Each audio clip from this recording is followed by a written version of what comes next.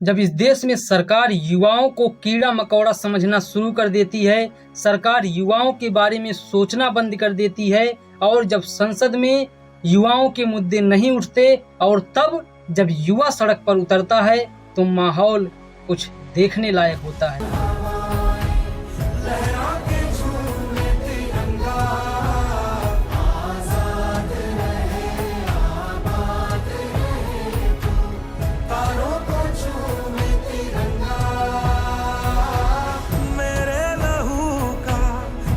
ये दिल्ली सल्तनत के अंत का आरंभ हो चुका है। इस देश के नौजवान इस बात को लेकर आगे बढ़ें। ये समय की मांग है कि जुल्म के सामने जंग ही एक रास्ता है। जुल्म के सामने झुकना इस देश की मिट्टी में नहीं है। इस देश की मिट्टी जुल्म के सामने झुकने का रास्ता कभी नहीं दिखाती। इस देश की मिट्टी जुल्म के सामने जंग करने का रास्ता दिखाती है। भाइयों बहनों, ये आज थमने वाली नहीं है। ये आवाज रुकनी नहीं चाहिए। ये आंदोलन चलते रहना चाहिए। ये मैंने नहीं कहा है, ये मोदी जी ने खुद कहा है। विश्वास नहीं है तो सुन लो। ये बात मैंने नहीं कहा जो मैंने आपको सुनाया, ये मोदी जी ने कहा है। सुनो।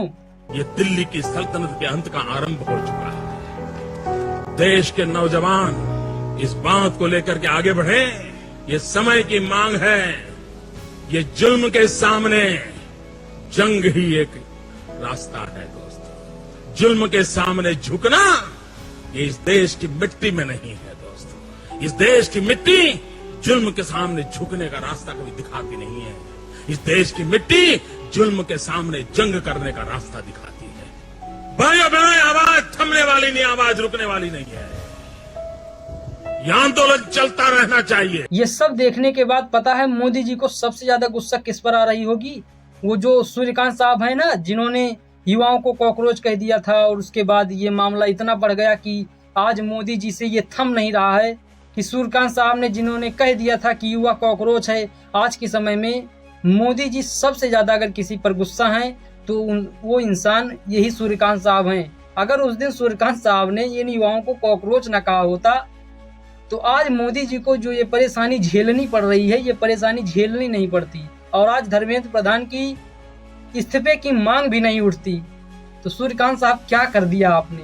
पिछले 12 साल के इतिहास में मोदी जी के शासनकाल में युवाओं की इतनी बड़ी भीड़ मोदी जी ने कभी नहीं देखी होगी। अपनी रैली में भी इतनी बड़ी भीड़ मोदी साहब ने युवाओं की नहीं देखी होगी। इस देश की सरकार कहती है कि हमने न्यू एजुकेशन पॉलिसी लाया, हमने शिक्षा में क्रांति मचा दी, लेकिन साहब आज तक आपने उस न्यू एजुकेशन पॉलिसी को ढंग से लागू नहीं कर पाया है। सरकार कहती है कि हमने स्किल इंडिया और पीएम कौशल विकास योजना शुरू किया, स्टार्टअप इंडिया शुरू किया, लाखों लोगों को रोजगार दिया।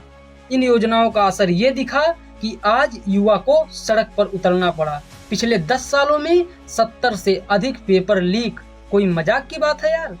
कितने युवाओं का सपना टूट गया होगा इस पेपर लीक के कारण। कितने बच्चों ने सुसाइड किया होगा इस पेपर लीक के कारण।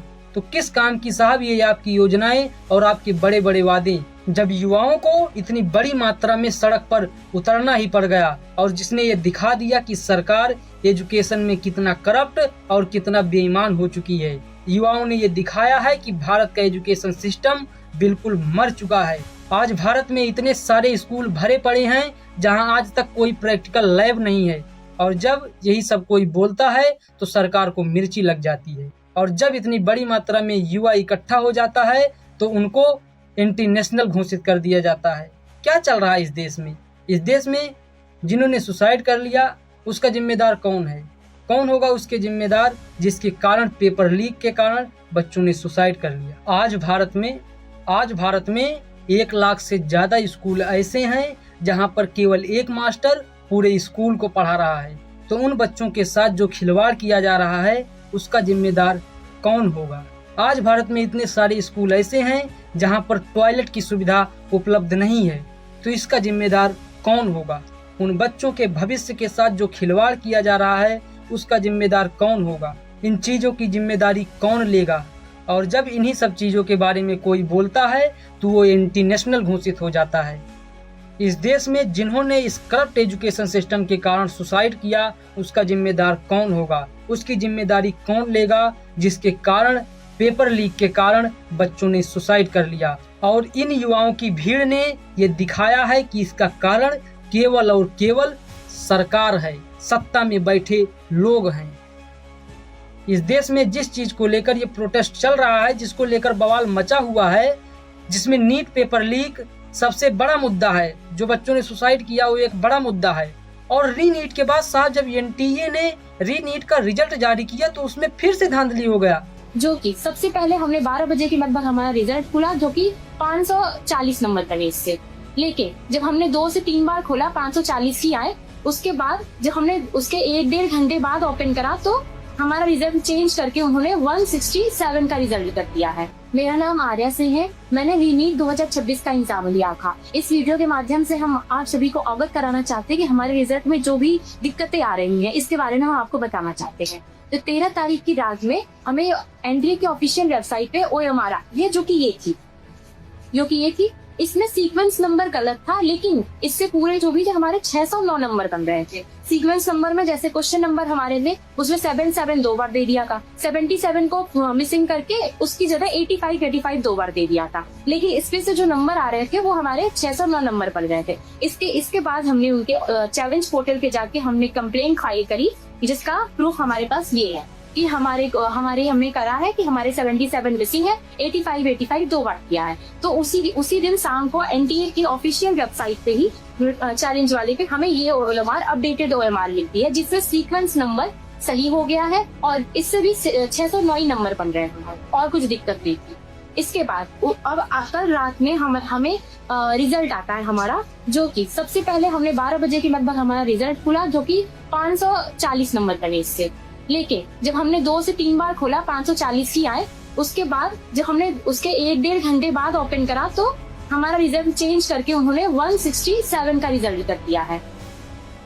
इसके रिगार्डिंग हमने एनटीए को मेल भी किया है, जिसका प्रूफ ये रहा, और हमने एजुकेशन मिनिस्टर को भी मेल किया है, जिसका प्रूफ ये। तो हम आप सबसे ये बताना चाहते हैं, हम आप सबसे न्याय ये चाहते हैं कि हमें इस पे न्याय दिलाइए। मतलब क्या चल रहा है इस देश में? इस देश में चल क्या रहा है यार? ऐसे बनोगे विश्वगुरु, जहां एक पेपर ढंग से नहीं हो पा रहा है और न ढंग से रिजल्ट जारी हो पा रहा है। फिर क्यों ना हो बवाल, क्यों ना हो प्रोटेस्ट, क्यों ना मांगा जाए सरकार से जवाब, और क्यों ना दे धर्मेंद्र प्रधान इस्तीफा, जब इतना बवाल पेपर लीक को लेकर मचा हुआ है। जब इतना बवाल पेपर लीक को लेकर मचा हुआ है तब ये धांधली हो रही है। जब ये प्रोटेस्ट खत्म हो जाएगा और डाउन हो जाएगा तो मुद्दा जब फिर हल्का हो जाएगा तो सरकार फिर धांधली करेगी। जब इस देश में इतना बड़ा बवाल मचा हुआ है पेपर लीक को लेकर, तब ऐसे रिजल्ट देखने को मिल रहे हैं जिसमें धांधली हो जा रही है। तो जब मुद्दा शांत हो जाएगा तब तो सरकार फिर धांधली करेगी। इसलिए सरकार की जवाबदेही जरूरी है। सोनम वांगचुक ने भूख हड़ताल को खत्म करने के लिए सरकार के सामने 3 मांगे रखी हैं। उन्होंने अपने पत्र के जरिए बताया कि अगर उनकी तबीयत ठीक नहीं रहती है तो सांसद और नेताओं को अस्पताल आकर उनसे बात करनी होगी। और एक दिन पहले यानी कि रविवार को यानी कि कल उनकी पत्नी गीतांजलि आंगमो ने कहा कि सोमवार से शुरू हो रहे संसद के मानसून सत्र में शिक्षा को लेकर जवाबदेही का मुद्दा उठाया जाएगा, तो वह कल अपने अनशन को समाप्त कर देंगी।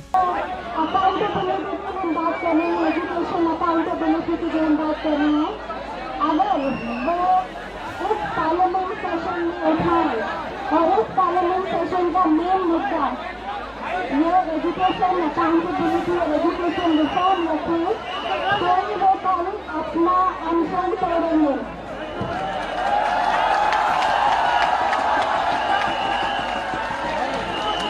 लेकिन अगर ये अकाउंटेबिलिटी उनको नहीं मिलती है और ये पार्लियामेंट में ये नहीं होता है तो वो अपना टास्क कंटिन्यू रखेंगे। और मैं आपको ये कहना चाहती हूँ कि 2 दिन हॉस्पिटल में रहने के बाद भी उन्होंने अपना अनशन नहीं तोड़ा है। उनको बहुत सारा खाना वगैरह देने की कोशिश।